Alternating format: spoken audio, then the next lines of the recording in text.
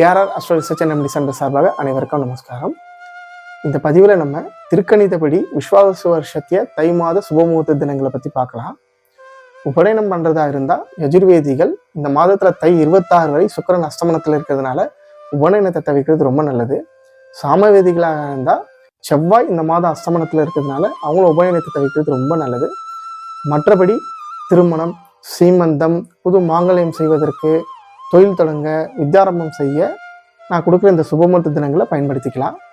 முதல் சுபமுகூர்த்த தினமான தை 14 ஜனவரி 28, 2026 புதன்கிழமை வளர்பிறை, அதாவது சுக்லபட்சத்தில் தசமி திதியில் ரோகிணி நட்சத்திரத்தில் அன்று சித்த யோகம் காலை 9:30 மணி முதல் காலை 10:30 மணி வரை மீன லக்னத்தில் முதல் சுபமுகூர்த்த தினம் வருகிறது. இரண்டாவது சுபமுகூர்த்தமான தை 23 பிப்ரவரி 6, 2026 கிருஷ்ணபட்சம், அதாவது தேய்பிறை, பஞ்சமி திதி, அஸ்த நட்சத்திரம், அமிர்த யோகத்தில் வரக்கூடிய காலை 9 மணி முதல் காலை 10 மணி வரை மீன லக்னத்தில் இந்த சுபமுகூர்த்த நேரத்திலும் சுப நிகழ்ச்சிகளை நடத்தி கொள்ளலாம்.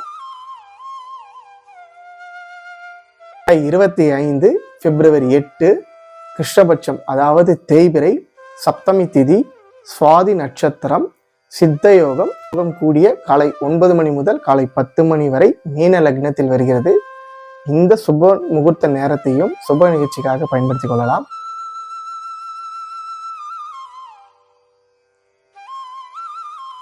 தை மாதத்திற்கான கிரகபிரவேச நாட்கள் தை 23 பிப்ரவரி 6 வெள்ளிக்கிழமை கிருஷ்ணபட்சம், அதாவது தேய்பிறை, பஞ்சமி திதி, ஹஸ்த நட்சத்திரம், சித்த யோகம் காலை 4:30 மணி முதல் காலை 6 மணி வரை தனுர் லக்னத்தில் கிரகபிரவேச நாளாக வருகிறது.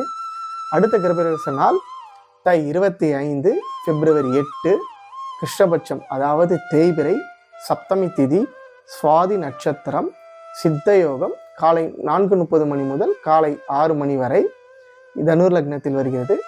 இந்த 2 சுபமுகூர்த்த நாட்களையும் தை மாதத்திற்கான கிரகபிரவேச நாட்களாக பயன்படுத்திக் கொள்ளுமாறு அன்புடன் கேட்டுக்கொள்கிறேன். தை மாதத்துக்கான சுபமுகூர்த்த தினங்கள் இந்த பதிவில் பார்த்தோம்.